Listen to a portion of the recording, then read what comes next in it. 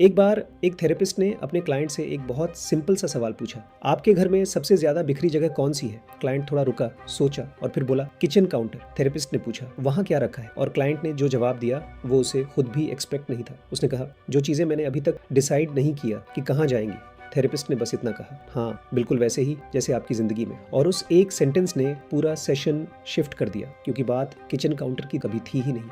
घर बिखरा नहीं होता, दिमाग बिखरा होता है, और घर तो बस उसका मिरर होता है। अब आप सोच रहे होंगे कि ये तो बस एक नाइस सी बात है, मोटिवेशनल कोट जैसी लगती है, लेकिन ये कोट नहीं है, ये साइकोलॉजी है। और इसके पीछे जो रिसर्च है, जो एविडेंस है, वो बहुत अनसेटलिंग है। इसलिए अनसेटलिंग है क्योंकि वो आपको फोर्स करती है ये देखने पर कि आपके घर का बिखराव एक्चुअली आपके बारे में क्या कह रहा है, आपकी बिलीव्स के बारे में, आपके रिलेशनशिप्स के बारे में, आपकी कैपेसिटी के बारे में।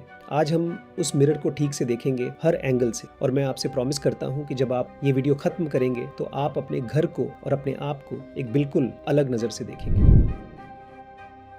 पॉइंट 1, साफ घर एक स्किल नहीं है, ये एक रिलेशनशिप है खुद से। जब हम किसी के साफ ऑर्डरली घर को देखते हैं तो हमारे दिमाग में जो पहला थॉट आता है वो ये होता है कि इस इंसान में बहुत डिसिप्लिन है, इसने कोई सिस्टम बनाया होगा, शायद कोई किताब पढ़ी होगी, कोई टेक्निक सीखी होगी, कोई प्रोडक्टिविटी गुरु को फॉलो करता होगा। हम ऑटोमेटिकली अस्यूम करते हैं कि ये एक प्रैक्टिकल स्किल है जो एनीवन सीख सकता है, अप्लाई कर सकता है, और फिर घर साफ हो जाएगा। और इसीलिए जब हमारा घर बिखरा होता है तो हम YouTube पर ऑर्गेनाइजिंग टिप्स ढूंढते हैं, मरी कोंडो पढ़ते हैं, नए स्टोरेज बॉक्सेस खरीद लेते हैं, लेकिन कुछ हफ्तों बाद वही सिचुएशन होती है, घर फिर वैसा ही हो जाता है। और हम यही सोचते हैं कि शायद सही टेक्निक नहीं मिली, शायद और कोशिश करनी चाहिए। लेकिन यहाँ वो बात है जो कोई नहीं बताता। प्रॉब्लम टेक्निक में है ही नहीं। जब रिसर्चर्स ने उन लोगों को डीपली स्टडी किया जो कंसिस्टेंटली ओवर ईयर्स अपना एनवायरनमेंट ऑर्डरली रखते हैं, not just for a week after watching a video but genuinely as a way of life, तो जो पैटर्न मिला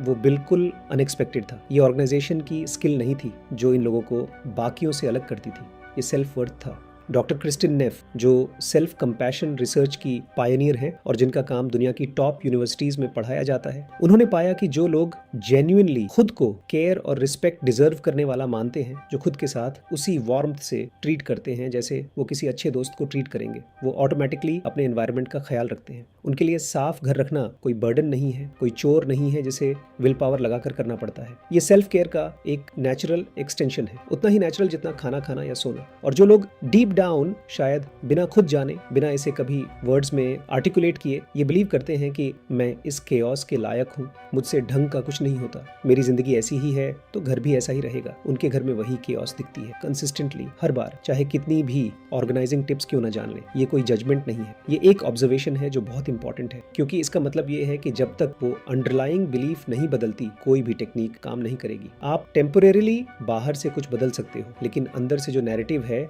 मैं मेसी पर्सन हूँ, वो आपको वापस खींच लाती है ऑटोमेटिकली, बिना आपसे पूछे, क्योंकि ह्यूमन ब्रेन कंसिस्टेंसी को प्रेफर करता है, यहाँ तक कि जब वो कंसिस्टेंसी पेनफुल हो। लेकिन जब ये बिलीफ बदलती है, जब आप genuinely, not just intellectually but emotionally, खुद को एक ऑर्डरली इंटेंशनल लाइफ डिजर्व करने वाला मानने लगते हो, तो साफ रखना एफर्ट नहीं रहता, आपको रिमाइंड नहीं करना पड़ता, फोर्स नहीं करना पड़ता, ये बस होने लगता है, क्योंकि ये आपकी आइडेंटिटी का हिस्सा बन जाता है। तो असली सवाल ये नहीं है कि आप अपना घर कैसे साफ रखें, असली सवाल ये है कि आप खुद के साथ किस तरह के रिलेशनशिप में हैं। क्या आप खुद को जेन्युइनली डिजर्व करने वाला मानते हैं? क्योंकि जब उस सवाल का जवाब बदलता है, बाकी सब अपने आप बदल जाता है।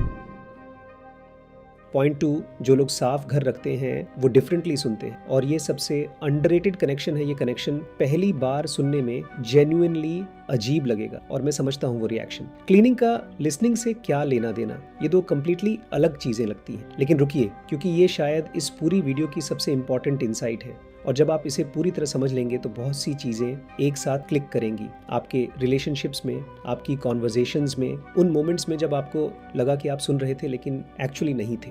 जब आपका एनवायरनमेंट क्लटर्ड होता है, बिखरा, केओटिक, अनरिजॉल्व्ड चीजों से भरा, तो आपका नर्वस सिस्टम एक स्पेसिफिक स्टेट में होता है, जिसे researchers low grade threat state कहते हैं। ये कोई ड्रामेटिक स्टेट नहीं है जहां आप पैनिक में हो, ये एक सटल बैकग्राउंड लेवल की अलर्टनेस है जो आपको फील भी नहीं होती, लेकिन कॉन्स्टेंटली एक्टिव रहती है। आपका ब्रेन हर अनफिनिश्ड चीज को, हर ओपन लूप को एक अनरिजॉल्व्ड प्रॉब्लम की तरह ट्रीट करता है और उसे बैकग्राउंड में कंटिन्यूअसली प्रोसेस करता रहता है। वो अनपैक्ड बैग बैग, वो अनवॉश्ड डिशेस, वो ड्रॉर जो बंद नहीं होती, वो बिल जो टेबल पर पड़ा है, ये सब आपके ब्रेन के लिए पेंडिंग आइटम्स हैं। और ब्रेन पेंडिंग आइटम्स को क्लोज करना चाहता है। जब वो क्लोज नहीं होते तो ब्रेन उन पर प्रोसेसिंग पावर लगाता रहता है, चाहे आप कॉन्शियस हों या नहीं, चाहे आप किसी इंपॉर्टेंट मीटिंग में हो और चाहे आप अपने बच्चे के साथ बैठे हो, चाहे आप अपने पार्टनर से बात कर रहे हो। और जब आपका ब्रेन ये सब बैकग्राउंड में मैनेज कर रहा होता है तो आपकी जो बाकी कैपेसिटी है, जो बैंडविड्थ है जेन्युइनली प्रेजेंट होने की,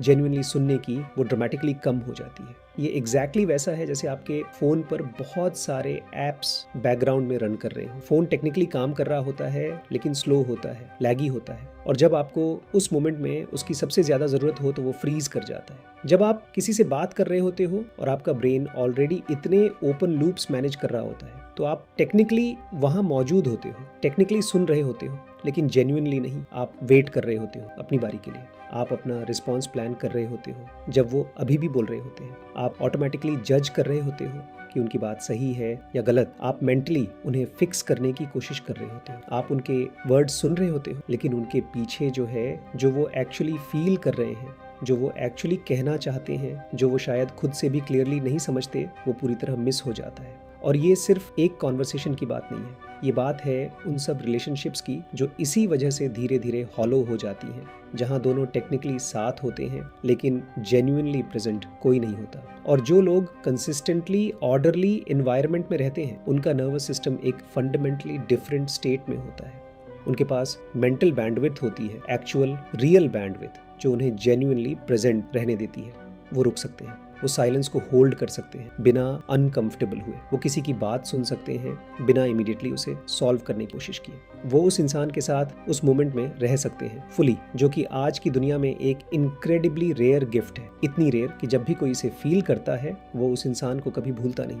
मोटिवेशनल इंटरव्यूइंग, जो दुनिया की सबसे एविडेंस बेस्ड कम्युनिकेशन मेथोडोलॉजी है, जिसे WHO रिकॉग्नाइज करती है, जिसे दुनिया की टॉप मेडिकल और साइकोलॉजिकल इंस्टीट्यूशंस में पढ़ाया जाता है, उसकी पूरी फाउंडेशन इसी एक चीज पर है, रिफ्लेक्टिव लिसनिंग, जेन्युइन प्रेजेंस। दूसरे इंसान को इतना स्पेस देना कि वो खुद अपनी बात सुन सके, खुद अपने कॉन्ट्रडिक्शंस को फील कर सके, खुद अपने अंदर का जवाब ढूंढ सके। लेकिन वो स्पेस तभी दे पाते हो जब आपके अंदर स्पेस हो, और वो इनर स्पेस, वो मेंटल स्टिलनेस, वो आउटर ऑर्डर से शुरू होती है। ये कोइंसिडेंस नहीं है, ये बायोलॉजी है।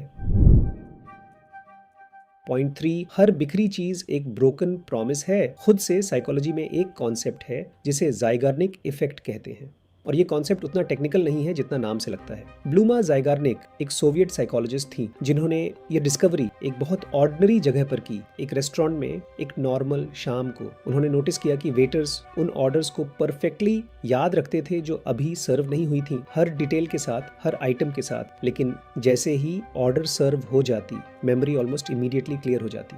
वो ऑर्डर जो अभी पेंडिंग थी, जो अभी कंप्लीट नहीं हुई थी, उसे ब्रेन एक्टिवली होल्ड करता था। जो कंप्लीट हो गई उसे ब्रेन रिलीज कर देता था। उन्होंने इसे सिस्टमेटिकली स्टडी किया और जो कंक्लूजन निकला वो ह्यूमन साइकोलॉजी के सबसे फंडामेंटल ट्रूथ्स में से एक है।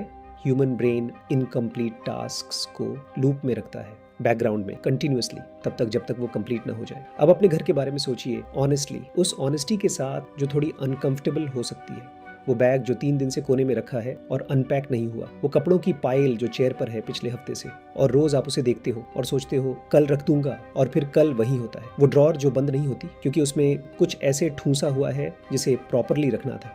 वो बुक जो टेबल पर उल्टी रखी है जो आप फिनिश करने वाले थे। वो चार्जर जो फ्लोर पर पड़ा है जो उठा कर रखना था। हर एक चीज आपके ब्रेन में एक ओपन अनरिजॉल्व लूप है, और आपका ब्रेन लॉयली, टायरिंगली, साइलेंटली, बिना आपसे पूछे उन सबको बैकग्राउंड में प्रोसेस करता रहता है। दिन भर, रात भर कॉन्वर्जेशंस के बीच, जब आप किसी इंपॉर्टेंट काम पर फोकस करने की कोशिश कर रहे हो, जब आप सोने की कोशिश कर रहे हो और नींद नहीं आती और आप समझ नहीं पाते क्यों। यही वजह है कि बिखरे घर में रहने वाले लोग एक स्पेसिफिक तरह की थकान फील करते हैं, एक मेंटल एग्जॉस्शन जिसकी कोई क्लियर वजह नहीं होती, जिसे एक्सप्लेन करना मुश्किल होता है। आपने कुछ बड़ा नहीं किया लेकिन थके हुए हो।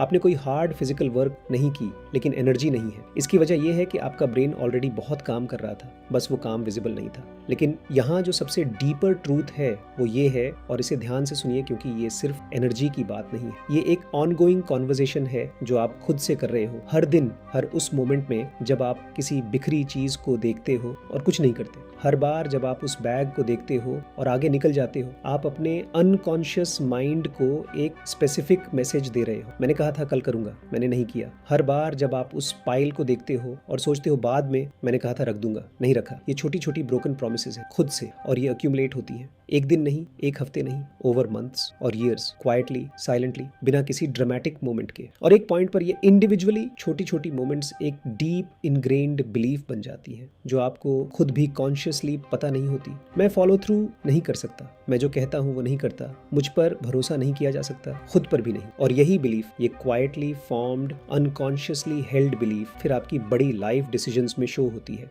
जब आप जिम ज्वाइन करते हो और 3 हफ्ते में छोड़ देते हो, जब आप बिजनेस प्लान बनाते हो और एग्जीक्यूट नहीं होता, जब आप किसी रिलेशनशिप में कुछ चेंज करने का डिसाइड करते हो और फिर वही पैटर्न्स रिपीट होते हैं एग्जैक्टली वैसे ही जैसे पहले थे। आप कॉन्शियसली सोचते हो कि प्रॉब्लम मोटिवेशन है या सर्कमस्टेंसेस हैं या टाइमिंग सही नहीं है, लेकिन एक्चुअली जो काम कर रहा है वो डीप सेल्फ नैरेटिव है जो उन छोटे छोटे मोमेंट्स में बनी थी, उस बैग के पास से गुजरते वक्त, उस पाइल को देखते वक्त, उस ड्रॉर को अवॉइड करते वक्त। मैं वो इंसान नहीं हूँ जो अपनी बात रखता है। और इसका रिवर्स, इसका ब्यूटीफुल पावरफुल रिवर्स भी उतना ही सच है।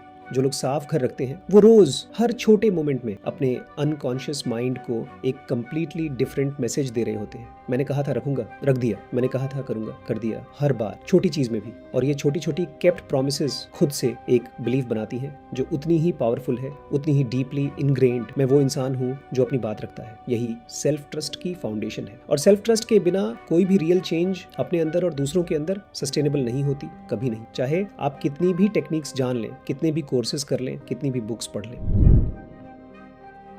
पॉइंट 4, जो लोग साफ घर रखते हैं वो परफेक्शनिस्ट नहीं होते, वो कैओस के साथ एक डिफरेंट रिलेशनशिप में होते हैं।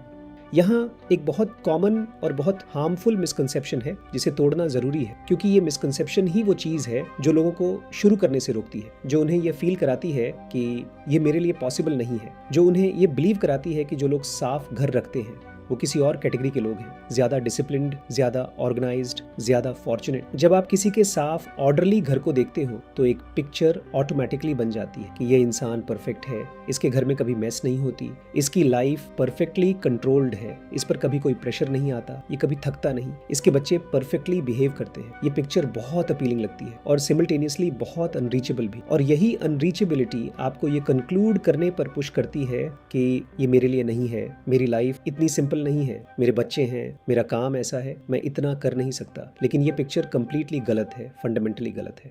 जो लोग कंसिस्टेंटली साफ घर रखते हैं उनके घर में भी मेस होती है। बच्चे हैं तो खिलौने बिखरते हैं, हमेशा हर घर में। काम का प्रेशर है तो रात को डिशेस सिंक में रह जाते हैं। गेस्ट्स आए हैं तो केओस है।